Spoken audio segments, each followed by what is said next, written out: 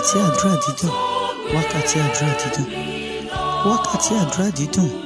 Ó jẹ́ wákàtí àdúrà tí ó lógo, tó kún fún ọ̀rọ̀ ìsítí àti òye, tó sì wà láti máa tọ́ àwọn àyànfẹ́ sí ọ̀nà ìyè àìnípẹ̀kun láti ẹnu Evangelist Babátúndé Samuel.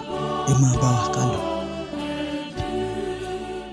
A wá sọ fún Ọlọ́run, Olúwa o, wá jẹun gbogbo nínú ayé mi.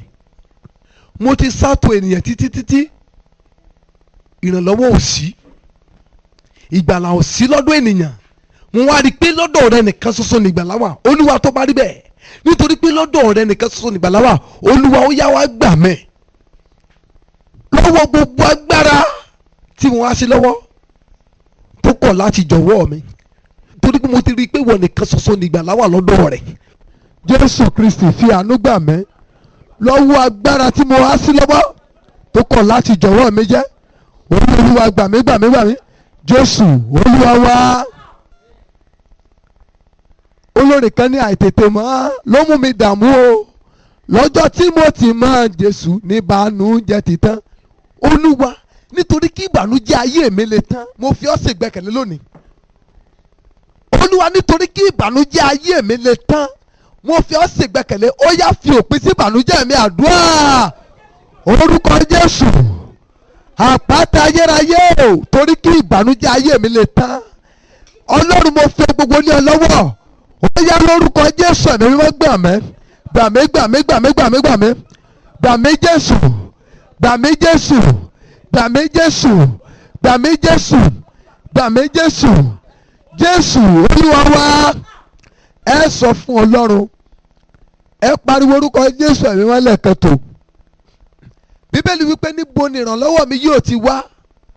Ó ní yóò ti ọwọ́ Ọlọ́run wá, ọba tó dàrún wáyé. Ọ̀pọ̀lọpọ̀ ni ò lọ chọ́ọ̀chì mọ́ nítorí pé kí ni ọ̀pọ̀ àwọn ìránṣẹ́ èké tó ti bá pàdé nínú ìrìn àjò ayé ẹ̀, wọ́n pakúsòrò ayé ẹ̀ ni. Wọ́n pakúsòrò ayé ẹ̀ ni. Ẹni tó sunkún àìríjẹ tẹ́ ẹ tún ní kó lọ mówó wá, níbo lẹ ti fẹ́ kó rí sẹ́ kó jalè ni. Ẹlòmíì ti bọ́ sọ́wọ́ àwọn tó fi orúkọ Jésù gba ọkọ lọ́wọ́ ẹ̀. Ẹlòmíì ti bọ́ sọ́wọ́ àwọn tó fi orúkọ Jésù gba ìyàwó ẹ̀. Àwọn ọmọ yẹn ti wá pinnu tó bá ti pé irú àwọn èèyàn tó kó ta ní tí ń ṣiṣẹ́ Olúwa, nítorí náà àwọn olólùwà bá ní bàṣẹ kankan mọ́. Ọlọ́run kọ́ ló jẹ̀bi wọn. Àwọn ènìyàn tó pera wọn ní ìránṣẹ́ Ọlọ́run tó jẹ́ kòkò tàbí ṣègbẹ́kẹ̀lé ló fẹ́ lé wọn kó lọ́dọ̀ Ọlọ́run. Ẹ wá sọ fún Ọlọ́run, Ọlọ́run láti òní lọ mo fi ìgbẹ́kẹ̀lé mi sínú rẹ̀, mo kọ̀ láti fènìyàn ṣègbẹ́kẹ̀lé mọ́.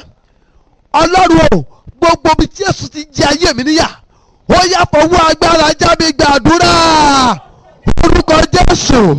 Elima santoria ma santoria, ẹ̀mí mímọ́ gbà mí. Ọlọ́run o, mo kọ̀ láti fènìyàn lẹ́ra ṣègbẹ́kẹ̀lé. Ó yá Olúwa gbà mí, gbà mí, gbà mí, gbà mí, gbà mí. Jésù Olúwa wá. Bíbélì wípé ìbìnújẹ́ àwọn tó wá Ọlọ́run mìíràn yóò ti pọ̀ tó. Kì í ṣe àwọn tó wá òrìṣà nìkan ní wá Ọlọ́run mìíràn, àwọn tó wá ènìyàn dípò Ọlọ́run gan, Ọlọ́run míì náà wá fúnra wọn. Ìbànújẹ́ wọn ó sì pọ̀. Ó wá sọ fún Ọlọ́run, Olúwa, ìgbà ìmọ̀kànmọ̀kàn mi tí mo ti fi gbẹ́kẹ̀lé àwọn ènìyàn tí ènìyàn ti sá mi lọ́gbẹ́, Olúwa wo ọgbẹ́ náà sàn lónìí.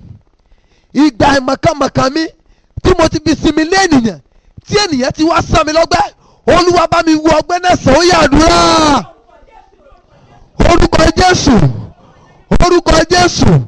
Bàbá, gbogbo àkókò tí wọ́n ti fi ìgbà ìmọ̀kànmọ̀kàn gbẹ́kẹ̀lé ènìyàn tí ènìyàn ti wá sá mi lọ́gbẹ́, ó yá wo ọgbẹ́ náà sàn.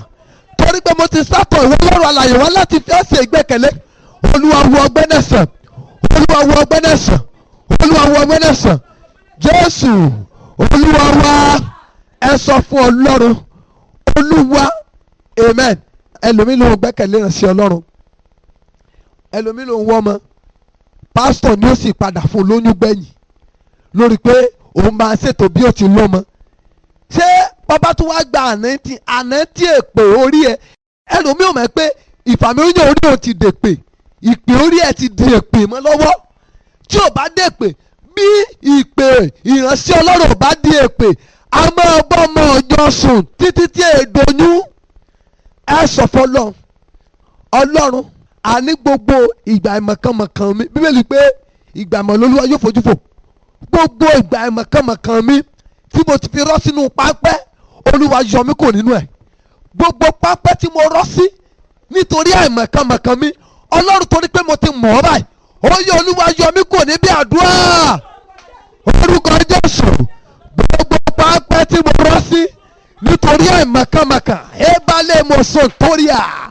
Olúwa fà mí yọ, fà mí yọ, fà mí yọ. Arúgbó ọjọ́ ọlọ́wọ́ lánú àwọn ọ̀run, fà mí yọ, fà mí yọ, fà mí yọ, fà mí yọ, fà mí yọ. Jésù fà mí yọ, Olúwa fà mí yọ.